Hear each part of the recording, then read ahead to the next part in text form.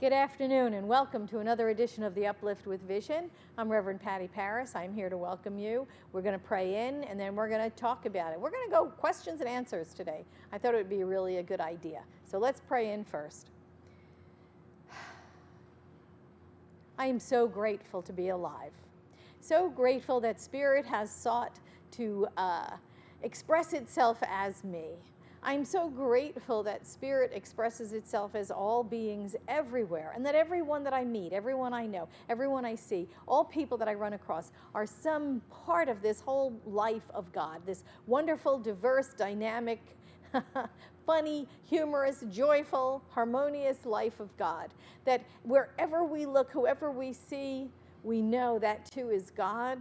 We know that Spirit is having a ball being all of its expressions, that Spirit is absolutely infusing itself in all life everywhere and demonstrating that wholeness through each life. And so I know that my life is some part of God. I know that each and every one here, that we are some undifferentiated part of this one life of God. And we know that life to be whole, perfect, and complete, containing everything, being that dynamic presence that Spirit is, living its life, expressing itself, finding an outlet through form, and we are that. So I give great thanks for this, for the time spent together, knowing it is all God, it is all good, and so it is. So welcome. How are you doing today? Happy Friday to everybody. I thought we'd do something a little different today. I was looking at my Ernest Holmes bookshelf, my Ernest Holmes bookshelf, and looking at all of the books that I have, and I thought we'd do something different today. I pulled out, this is a very old book. I don't even know if they have it anymore, if they even publish it anymore. It's called Questions and Answers on the Science of Mind, and it was written by Ernest Holmes and Alberta Smith. And Alberta Smith was a graduate of the first practitioner class that Ernest Holmes ever taught. So they together created this book of questions and answers on the science of mind. And so I went through the book again, and I've gone through it many times, but I went through it today looking for questions that perhaps I think that you might have on your mind when it comes to the philosophy of the science of mind and spirit, and that I kind of just made some notes, and I thought I would answer, we'll read the questions, read the answers that Ernest Holmes gave. What I would like you to do is perhaps put some questions in the dialogue box that you would like me to answer on the upcoming uplifts, because you must have answers just like this group of people who were contemporaries of Ernest Holmes had, and he created a book and he answered them. I would love to address maybe some of the questions that you have regarding this particular philosophy. So if you can think of something you'd like answered, put it in the dialogue box, and let's go back to it maybe Monday or Tuesday of next week, and we can address some of those. But I picked out some of my favorites that I thought would be interesting for us today, and I'd like to address. Like this one, someone asked Ernest Holmes, explain how one makes the concept of God personal, especially in connection with prayer, because the law is such a cold thing. And now this is something that I have heard, and I have heard asked, in the form of a question, in Vision. It seems like we have distanced ourselves from the personal relationship of the beloved when we reduce God to a principle and a practice, or the love and the law. Where is that intimate communion with God? Where is that relationship with the beloved within us? How do we come back to that without personalizing or genderizing the principle known as spirit, into a form, into a human form? And this is what Ernest Holmes said about it. He said, when we desert the old idea of God, we have lost something, because we have a God to whom we could go, who we felt could hear and answer. When we think of a government of law, we no longer have spirit to pray to, and we're thrown into a spiritual abyss. But we pass through this state into the realization that we could not be conscious beings unless there was a first consciousness. in the universe. We could not be personified unless there were first an infinite personalness. So we begin to see that there is an infinite personalness in the universe, an infinite presence, not a particular person, an abstract and universal cause of all personalities. Then it begins to dawn on us that where our life is personified, God is personified. So we regain that old idea of a personal God, but with a less limited sense. And I think that that's a wonderful description of our spiritual evolution through this idea of moving from that old-fashioned God, that old white man, with the long beard sitting on a cloud somewhere, to a presence, to a principle that is everything. So it kind of sends it off afar when we talk about principle and law, but then it actually brings it back home to us, brings it much closer to us when we realize it is the universal personalness of all of us. So I thought that was a real interesting question. I find this one, I find that I'm asked this one several times anyway, so I thought I'd bring this one up. Someone asked Dr. Holmes, how can I bring myself to the point of being able to give a good treatment, right, a good spiritual mind treatment or affirmative prayer, when I doubt my ability to give a good treatment, because I do not seem to have enough faith in myself. And isn't that where we find ourselves so often? I mean, I know even ministers and practitioners feel that way at times. How can I give a good treatment for someone, or even for myself? How can I give a good, effective affirmative prayer if I find that I doubt myself, right? And here's what Ernest Holmes had to say about that. What is it you need to have faith in? Yourself, your treatment, or the principle you seek to demonstrate? How can you fail to give a good treatment when you understand that the power of a treatment lies in the fact that you are surrounded by a universal principle which executes the prayer? The only faith you need to have in yourself is the realization that the treatment is given according to the law. The faith, then, is not in yourself, but in the law. Be still and know that I am God. So really, it is faith in that thing that is greater than we are. So it's not saying, oh, I'm not big enough, I'm not strong enough, I'm not faithful enough, I'm not devoted enough, I'm not dedicated enough, I'm not committed enough to do this work, but that I'm allowing Spirit to do it through me. And I've got all the faith in the world, in Spirit, to do the right thing. Absolutely, no doubt. No doubt at all. I love that question. And I loved Dr. Holmes' answer. Now here's one about the spiritual pathway. He was asked, above all else, I want spiritual unfoldment. I hear so many people say they would like to know God's universal law, but cannot know how to contact it, or apply it, or make it their own. Will you please give a simple, direct way in which beginners may understand the universal law and a direct way of applying it? So Ernest Holmes said, the first thing for beginners, or those who are not beginners, to realize is they're surrounded by an intelligent spirit. It is operating through a perfect law. Very few people have an adequate idea of the meaning of spiritual experience and fail to realize the simplicity of the application of law. He says to come to it as a child, to have faith as a child approaches its parents or anything like that. Never try to use other people's words. He goes on to say, but put your thoughts into your words and approach reality directly through your thought.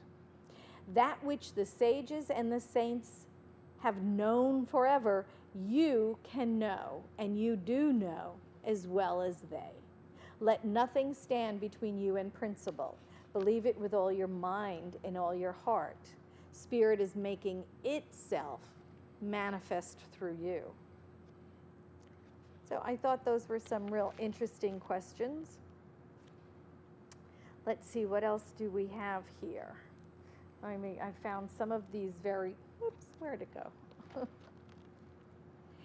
Here's one I'm sure we are all interested in. How can we learn to control adverse thoughts? Aren't you asking yourself that all the time? I ask myself that all the time, right? We think we're thinking on the affirmative side of life, we're positive and we're in control, and then all of a sudden those thoughts slip in, don't they? Those adverse thoughts. Ernest Holmes said this. He said, by consciously recognizing them as such, not fooling ourselves and saying they're not when they are, but by coming to understand that they have no power, and then intelligently conveying consciousness to the opposite, non-resistantly, but definitely. You know, that be gone with you, you have no power here. You can absolutely affirm the opposite, right? Ernest Holmes said, a direct statement in mind that a certain thought no longer has any power over us moves toward neutralizing that adverse thought. So that's great advice. That's something that we do once we are confronted with that adverse thought, right? When we're positive and we're moving in that direction and we're doing our affirmations and we're doing our affirmative prayer and things are going along, and then you get that fear thought pop in, or that doubt thought, or that limiting thought. This is what you do. You neutralize it, right, with that affirmative thought. Now, I thought this one was very interesting. Ernest Holmes was asked, when one criticizes another, does he put himself in the exact same vibration of inharmony and therefore easily attract criticism from others? And Dr. Holmes' answer was, yes, he does. That's it.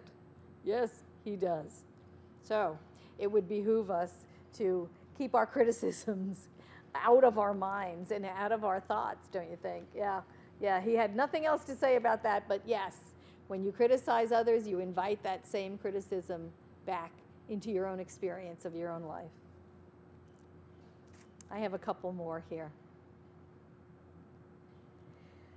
Someone asked Ernest Holmes, should one continually speak the word each day for that which he is asking, or is it only necessary to say it 1 or 2 days and then wait for the fulfillment of the word? And now this is a very interesting question, and it's one that we address a lot in our classes on consciousness studies. In foundations class, we had addressed this many times. Ernest Holmes talked about it quite often. When you do a spiritual mind treatment or an affirmative prayer for something, is one affirmative prayer enough? Right? Just like they ask, do we only have to speak it once and it's done? How do we do this? And when can we expect a manifestation? He says this, yes, one should not only speak the word each day, but he should meditate on the fact that the word is a living thing endowed with power and intelligence to act itself out of the condition and into what he wishes to manifest. So he's saying every day, speak the word every day. Such meditation is analogous to watering the seed you plant in your garden. This daily word causes the impression to sink deeper and deeper into the creative soil. You should be careful to introduce no element that would alter it or neutralize it. All outlining should be left to the indwelling intelligence to know how to fulfill. A definite, persistent, scientific repetition of the same idea in the same mind brings the awakening in the form of a demonstration. So what he's saying is, how long do we do affirmative prayer before we get the demonstration? Do it until you get the demonstration, right? And that's something to really think about. How long do we do a spiritual mind treatment or an affirmative prayer and expect results? Do them until you get results. And I think that that's very interesting, considering we also believe that every prayer is answered, right? Yes, every prayer is answered. But what I'm knowing, based on what he's saying, is that it changes something in our environment. Prayer definitely changes something in our environment. Does it change everything? No. Does the manifestation happen all at once? Maybe not. But we have to water the seed every day, don't we? We have to give the seed sunlight every day, don't we, before it sprouts? Every day, every day, every day. Water and sunlight, and water and sunlight. So our word is very similar. We water and we give it sunlight, and we water and we give sunlight to our word, right? We sprinkle that affirmative prayer with daily care until we get the manifestation we desire. How about one more? Do we have time for one more? Yeah, why not? What the heck? Here's one I know that I hear often. Why is it that when some people start to study metaphysics, everything seems to go wrong for a while? And I've heard this so many times. Everything seems to go wrong. When we decide we're going to make an affirmation, what do we say? Everything unlike that came up for me. Everything opposite of what I was praying happened to me. And you know, my opinion is, I don't know that that's necessarily true, but I think because we've brought our attention to our desire, because we have made an affirmative statement about our desire, because we have absolutely brought our attention and our focus to our desire, that we are now way more conscious of all the other things that are happening in our lives that we may or may not have even seen, that probably were overlooked. And so now it looks as if all this other stuff is happening because we've begun to pray, but I don't know that that's necessarily true. But let's listen to see what Dr. Ernest Holmes said. He said, a beginner in metaphysics is reversing his thought processes. He's running back over old habit tracks and encountering all old forms that he wishes to eliminate. He must blaze new trails, make new pictures, which he's the acting center of, to act as a magnet. If he has formerly been vindictive or aggressive, selfish or arbitrary, these traits of character will rise up in him occasionally, seeking the old recognition and indulgence. And if he is off guard for a time, he will find them intruding on the new thoughts. If he does not understand how they come into his consciousness, he will fight them. And that doesn't work either, right? But if he realizes they are old pictures of his own creating, he may bid them depart and turn his attention to the new conditions he wishes to manifest. And that goes back to going back to our practice, watering those seeds, right? Sending sunlight to those seeds. When we are planting a new thought in our consciousness, we have to put all of our attention, all of our focus, all of our energy on the new that we're planting. And we have to absolutely turn away from the old life, the old way of being, the old thoughts, the old fears, the old ideas of lack and limitation. So there's just a few of those questions and answers from the book by Ernest Holmes. I thought you might enjoy that for a bit. I don't know if you can get it. You might be able to get it. Here's a picture of it again. Let me show you. You might be able to get it in some of the used bookstores online if you're interested, because I don't think they publish it anymore. But if you're interested, look around in some of those old bookstores online. They might have a copy for you. Let's pray out. I give great thanks for this time spent together. I know and accept that we are on this powerful journey, this path of spiritual awakening, to recognize and to know of ourselves as those magnificent beings that we are, to awaken to our own magnificence. And as we become aware of the spiritual nature of our own lives, we awaken to the spiritual magnificence of all life everywhere. We become that place of peace and joy and harmony the world is calling for. We create a new peace on earth by simply knowing there is one life. It is God's life. It is whole, perfect, and complete. It is our life right here and right now. And so it is. Thanks for spending this time together with me.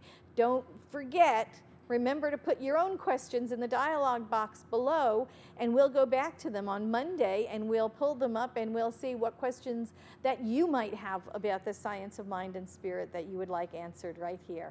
From my heart to yours, Vision, remember we are one. Love to you. See you soon. Remember, tomorrow, Saturday, it's a guided meditation by our very own licensed spiritual counselor practitioner, Dorothy Darling, will be here for you. So please tune in on that tomorrow at 1. And I will see you Sunday morning at 10 a.m. for our Sunday celebration. See you then. Bye-bye.